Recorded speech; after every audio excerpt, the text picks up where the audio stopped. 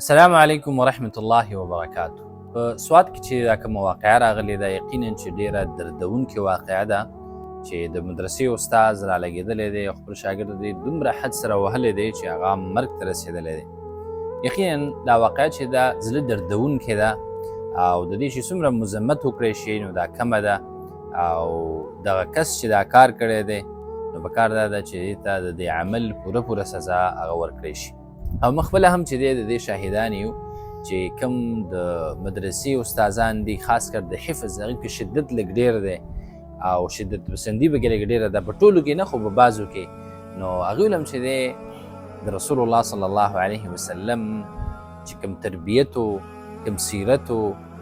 هغه زده کول پکار دی او په هغه طریقه باندې چې دی به خپل د ماشومانو او خپل د شاګردانو تربیت وکړي. زموږ په دین کې چې دی دومره وهل نشته دی چې ته یو انسان دومره حده پورې ووهي چې هغه مرګ ته ورسېږي یا د هغې هډوکی مات شي یا چې دی د هغې د کوم ځای نه وینه وځي. د ادب دپاره وال چې دی هغه یو حد دی شریعت هغه ټاکلی دی خو دا غریبانان چې دی د دې نه هم نه دي خبر او راغلي دي استادان کړي دي او بیا چې دی د شدت نه کار اخلي. یقینا چې دا ظلم دی د شاګردانو په حق کې او دا چې دی د اسلام یو ښه نوم چې دی هغه نه خورئ بلکې د اسلام د بدنامۍ سبب ګرځي. ځکه دینی مدارس او یا درسګاوې چې دي دا د امن ځایونه دي، دا د رحم او شفقت او د رڼا ځایونه دي. نو پکار دا ده چې داسې قسمه واقعات په داسې مبارکو ځایونو کې ونه شي او کم